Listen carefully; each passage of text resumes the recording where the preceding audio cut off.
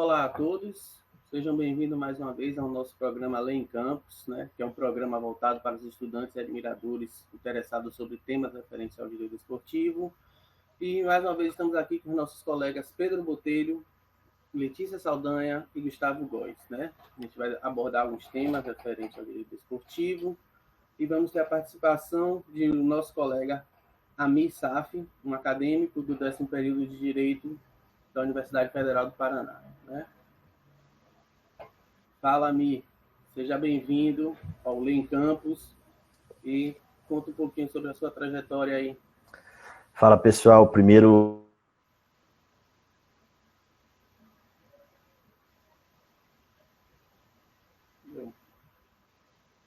Uma travada aí na...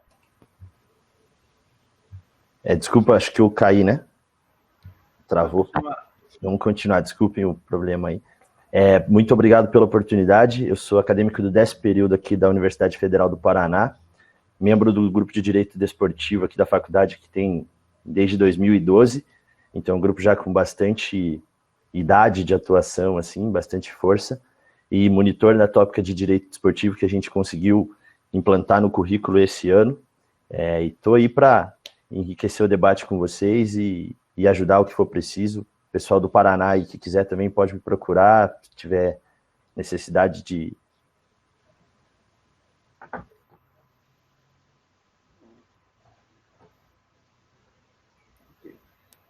Então vamos dar continuidade ao nosso programa, né? O tema de hoje é um tema que... Desculpa, pessoal que tiver necessidade aí, pode procurar. A gente está querendo engrandecer esse ramo do direito desportivo, então estamos aí à disposição. Tá certo, muito obrigado, Amir. Alguns problemas de conexão, né, que acontecem geralmente nesse período. Então, assim, nosso tema de hoje a gente vai abordar um tema que bastante de amplo interesse de todos, que é a justiça desportiva, né? Vamos falar um pouco sobre ela. E não tem ninguém melhor para falar do que o nosso doutor Milton Jordão, né? Vou colocar ele em sala. Olá, doutor Milton. Seja bem-vindo ao Lei em Campus.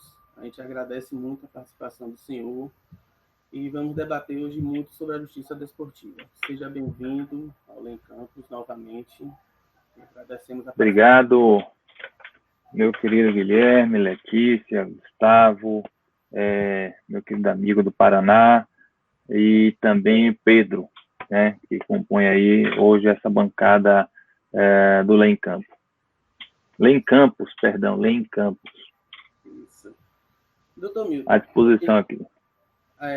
Vamos debater muito sobre a justiça desportiva. Sua competência, natureza jurídica, sua formação, sua composição. Vamos falar sobre os TJDs e STJDs, sanções e recursos da justiça desportiva. E a gente quer começar nosso programa hoje com o senhor falando um pouco de sua trajetória nessa justiça desportiva e também como é a atuação do advogado na área esportiva. Como atua o advogado desportivo? Bom, primeiro que a gente, quem está na justiça desportiva, a gente nota que a justiça esportiva ela é uma verdadeira cachaça, né?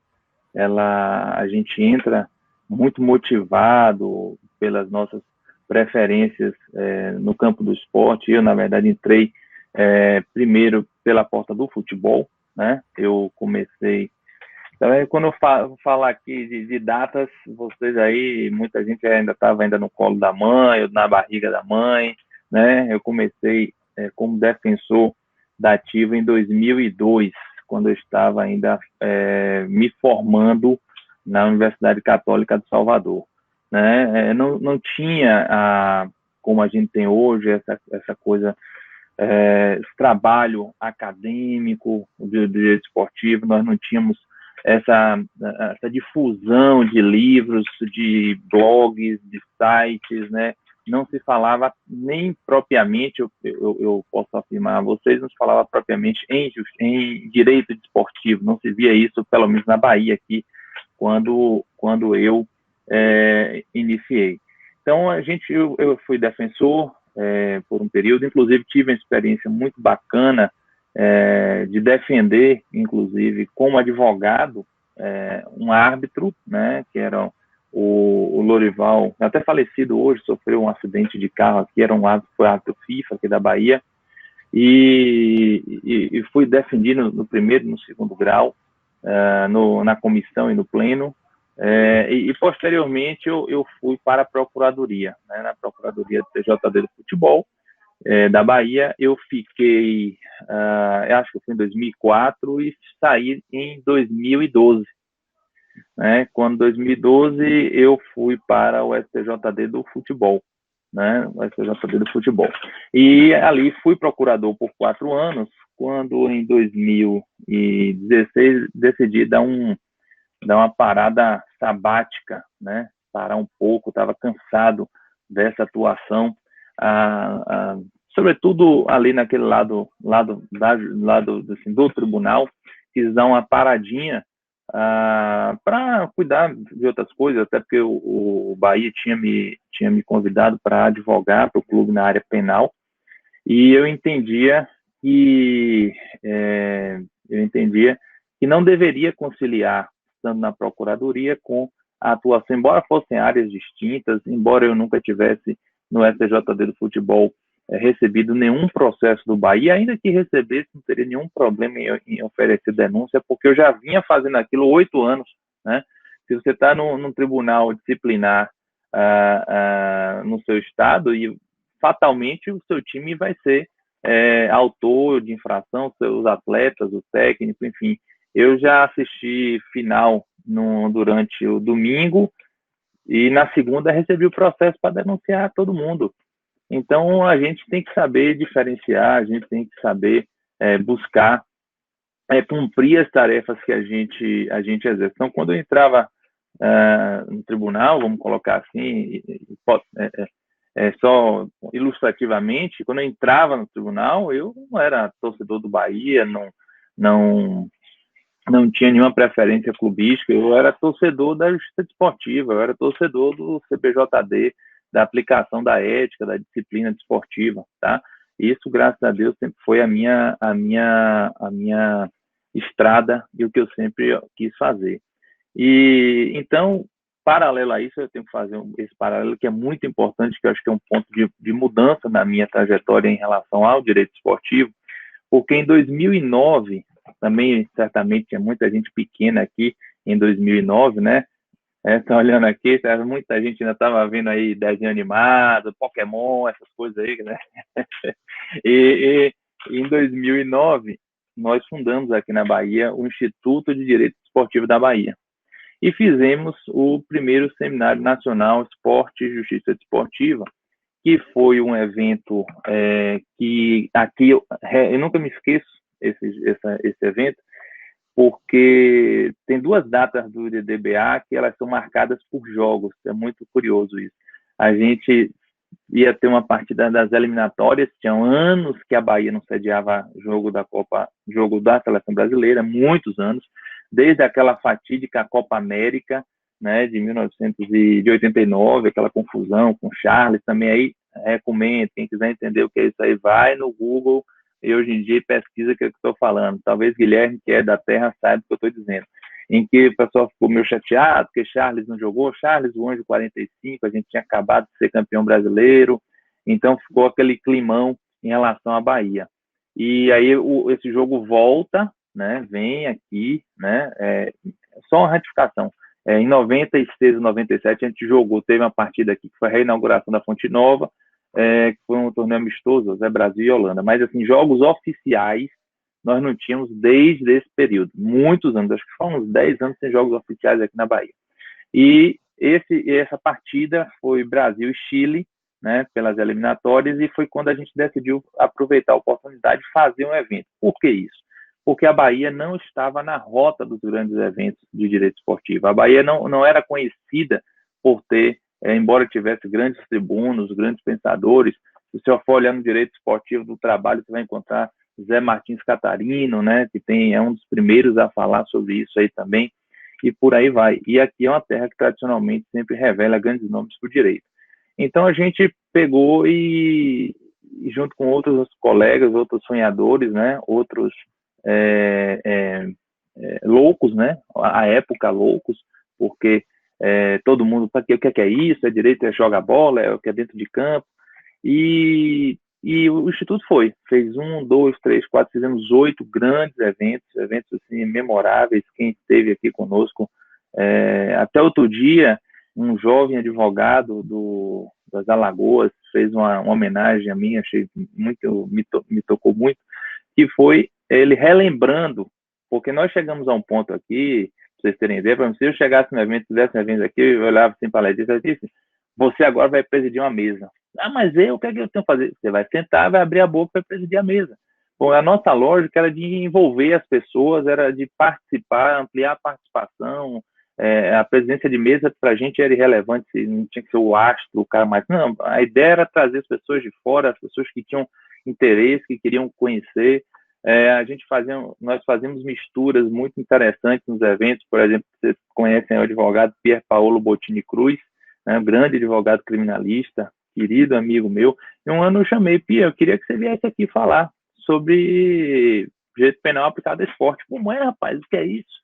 Né, como fizemos com a grande promotora aqui da Bahia, chamada Rita Tourinho, e outros tantos que a gente traz, que falam sobre áreas específicas, a gente fazia essa interface com o esporte, para mostrar quão vivo e quão real é esse direito desportivo que as pessoas não acreditam. Mas aí, voltando nessa minha trajetória, eu passo também a frequentar outros tribunais, passo a integrar outros tribunais, como foi procurador do Tribunal Paralímpico, né, por 1 ou 2 anos, presidi aqui o Tribunal do Karatê, né, fizemos uma coisa bacana, inclusive não tinha, vocês sabem que, salvo o futebol, outras modalidades têm muitas dificuldades, né, para formar um tribunal, só para...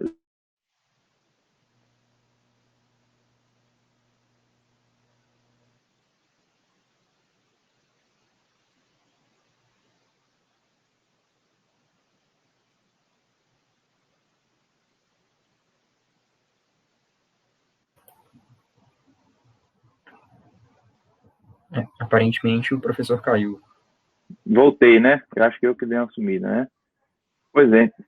Então, voltou. Só completando aqui. Então, o tribunal, eles são em torno de 13, 14 pessoas. Né? Você tem 5 membros na comissão disciplinar, você vai ter um procurador-geral, um procurador para oficiar embaixo, então só aí você tem 7, mais os 9, retificando até, são 16 pessoas. E nem sempre você tem 16 pessoas que queiram se dedicar ou emprestar o nome ou construir algo, por exemplo, no badminton, ou no vôlei, ou no basquete. Né? Eu não falo isso nacionalmente. Nacionalmente você tem gente para isso. Mas eu digo regionalmente, em cada estado. Então, eu comecei a me envolver muito e sou um apaixonado mesmo pela justiça esportiva. Em 2012, lançamos um livro de comentários, eu coordenei, um livro de comentários ao CBJD, que tem uma série de pessoas que participam desse livro, gente do Brasil todo, gente que das mais diversas formações, você tem advogados, você tem auditores, procuradores. Então, esse livro foi bem bacana, porque foi fruto daquilo que a gente queria. Muitas vezes a gente reclamava, poxa, a gente já vai para o tribunal e a gente não tem um comentário, a gente não vê assim, uma decisão sendo tratada, vamos colocar assim, por um olhar dogmático, por um olhar, como você pega um livro de direito penal, como você vai fazer uma defesa no crime, você tem lá vários livros que podem lhe servir de apoio, que você busca informação, que você vê uma outra visão. Então, a gente participou desse livro, sem contar artigos, né? E nesses eventos, gente, que a gente fazia aqui na Bahia, na maioria deles eram acompanhados de livro. Então, além do trabalho de organizar o evento, a gente produzia um livro a cada seminário. Então, nós fizemos uns 4 livros desses. E com artigos, até bem pouco tempo, Martinho Miranda me mandou, que é também colunista do Lei em Campo, me mandou uma foto. Ele disse assim, velho, então estamos ficando velho. Olha, esse livro está fazendo 10 anos. O livro, segunda edição, do nosso segundo evento, 10 anos do livro que eu vi, e alguns artigos estavam ainda bastante atuais, né? Então, assim, eu diria, acho que até me alonguei demais, e fiz algumas incursões até indo além do que o Guilherme tinha me perguntado, mas seria basicamente, o Guilherme, seria isso aí. Aí a partir, só para finalizar mesmo, a partir de 2016, eu fiquei afastado, dei uns 2 anos aí, mas eu fui instado a voltar a advogar no âmbito desportivo, agora como advogado do Esporte Clube Bahia, num caso clássico conhecido, que entrou, digamos assim, para o nosso histórico aqui da Justiça Desportiva da Bahia, que é o Bavi de 2018, onde houve aquela série de agressões ao atleta Vinícius e o Esporte Clube Vitória abreviou o fim da partida. Me permitam não dar o nome que a torcida dá a esse jogo, né, que tiraram de um desenho animado aí o título e trouxe, né, como se fosse fuga, né, e aí eu voltei a atuar. A partir dali, de 2018, eu volto a atuar na Justiça Esportiva do Futebol, agora na qualidade de advogado, como sou advogado do Esporte do Bahia e advogado do Bahia de Feira, tanto na esfera estadual, como também no âmbito do STJD. Em suma, é essa a trajetória aí. À disposição de vocês aí, fiquem à vontade. Maravilha. Professor, eu tinha uma pergunta preparada anteriormente, mas diante da sua fala inicial, eu acabei reformulando aqui, mudando um pouquinho. O professor falou da dificuldade, por exemplo, de se ter um TJD do Karatê, um TJD do Badminton. O senhor não acha que isso decorre da falta de profissionalização dos tribunais desportivos? Porque, assim, num primeiro momento a gente tinha que formar um tribunal. No segundo momento a gente teve que formar um sistema. Hoje a gente já tem um sistema formado, a gente tem uma produção de conteúdo muito alta, de conteúdo doutrinário muito alta, e a gente já precisa dar esse próximo passo. O professor não entende que seria a falta de profissionalização uma das dificuldades? Excelente pergunta sua. Eu vou responder da seguinte forma. Nós, na Justiça Esportiva, nós somos a ponta de um iceberg, tá? Nós não somos, a gente aqui na Justiça Esportiva, a gente que gosta de esportivo, a gente vê por esse ângulo. Mas como é que a gente vai ter um tribunal se você não tem um mercado forte? Então, como é que esse tribunal vai ser mantido? Como é que você vai custear as pessoas, né, que estão atuando ali? Então, eu acho que uma das coisas que a legislação poderia contemplar, embora para mim seja possível se construir algo, é você ter tribunal, melhor dizendo, ter um tribunal que congregue mais de uma modalidade. Até porque você tem baixíssima demanda em inúmeros esportes. Baixíssima demanda, baixíssima mesmo, né? Vamos lá, o que é que, por exemplo, a chance do tênis? Qual a chance de infração disciplinar? Agora que a gente tem a manipulação, mas é uma coisa mais sofisticada, tem que ter um estudo, um preparo para você identificar. Mas, habitualmente, não tem contato. Então, o esporte que não tem contato já diminui muito a chance de você ter, por exemplo, as habituais infrações ocorridas dentro do campo, da quadra, da pista, né? Então, você tem dificuldade nesse ponto. Então, vamos lá, Karatê. Vou lhe dar um exemplo concreto aqui no Karatê. Karatê e muitas modalidades, para vocês terem uma ideia, elas tentam e têm antecipações dessa fase. Então, a visão do Tribunal Esportivo não é como a gente tem necessariamente no futebol. Vou dar exemplo, automobilismo. Antes de chegar no Karatê, eu vou falar do automobilismo.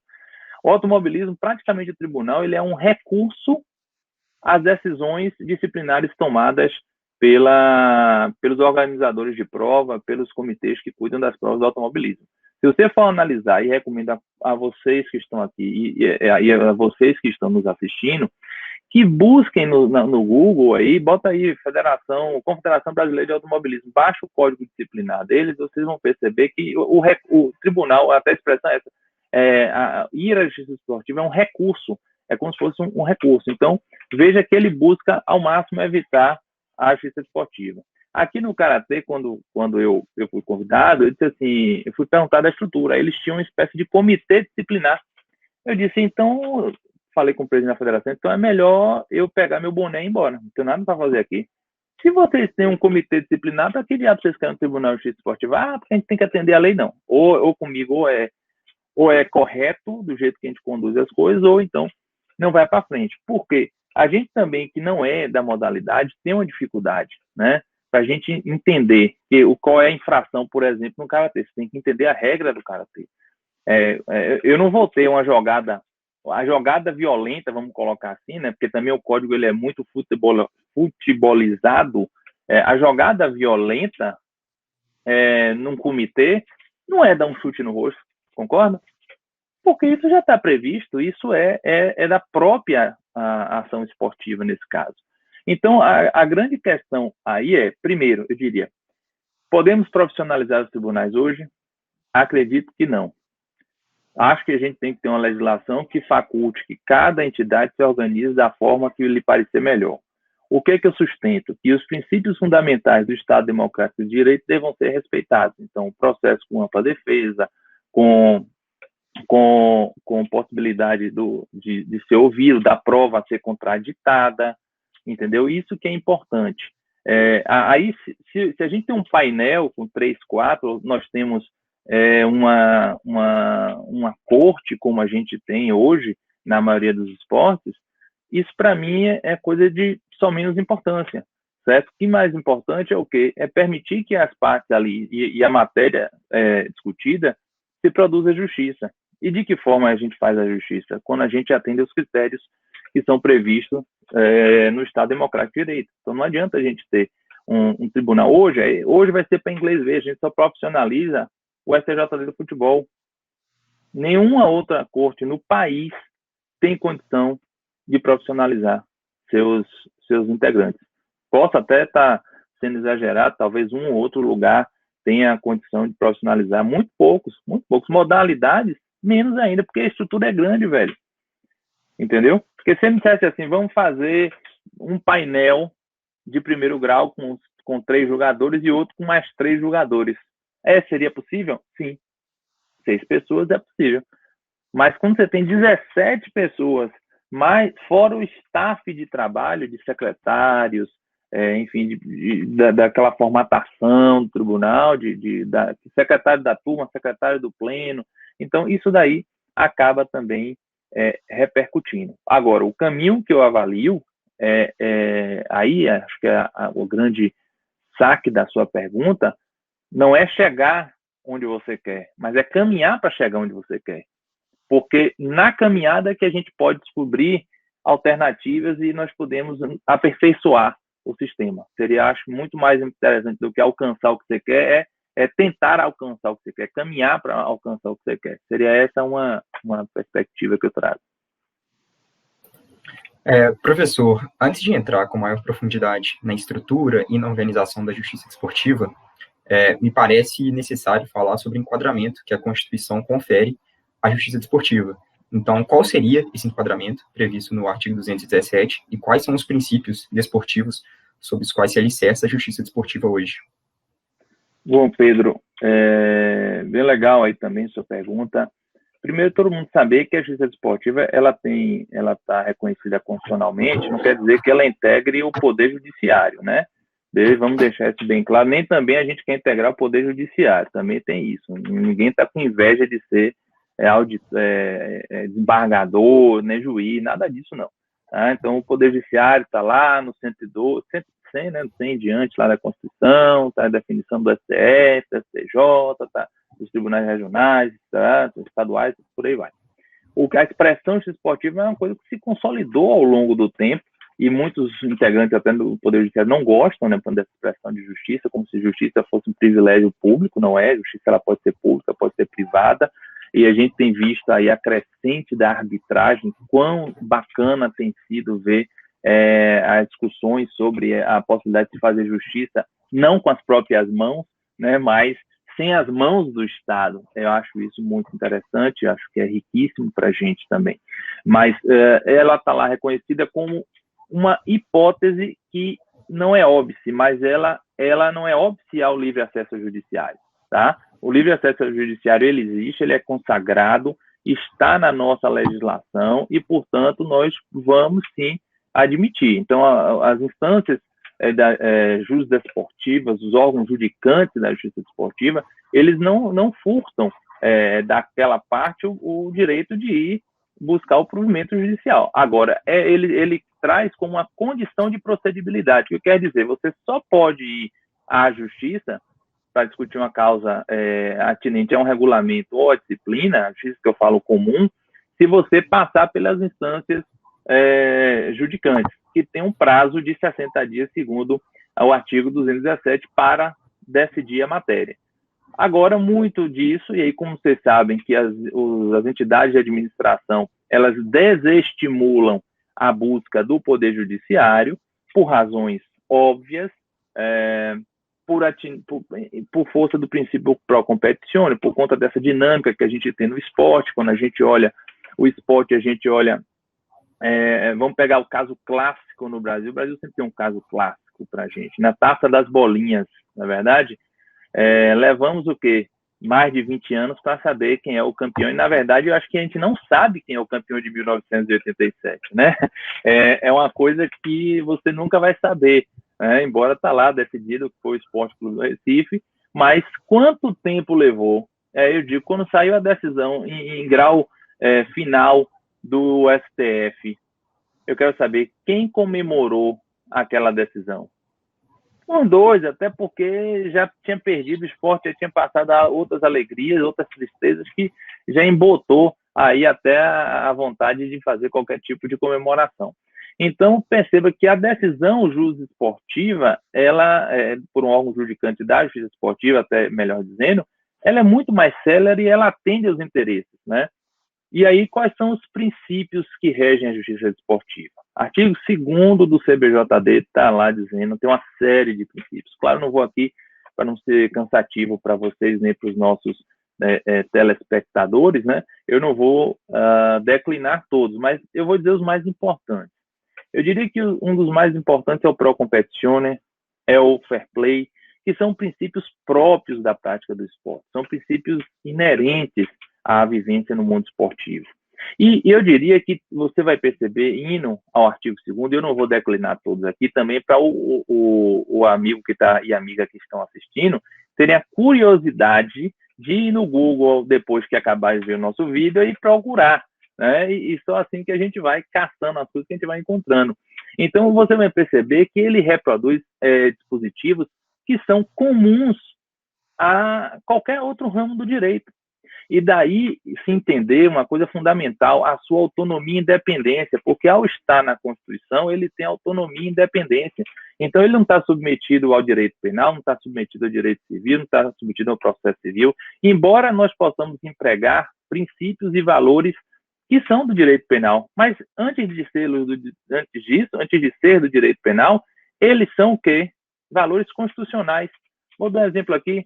Princípio da pessoalidade das penas é um princípio específico do direito penal? Não, artigo 5º está lá.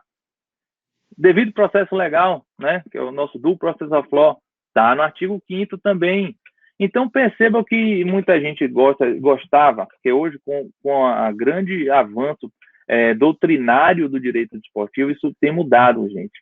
Porque antes as pessoas jogavam o direito esportivo como uma coisa de segunda mão, como se não tivesse autonomia e independência, submetendo os princípios de outros ramos do direito ao direito desportivo. Mas não, ele é independente, cara. Então, essa independência e essa autonomia, ela se consagra no momento em que ele respeita as garantias individuais do cidadão.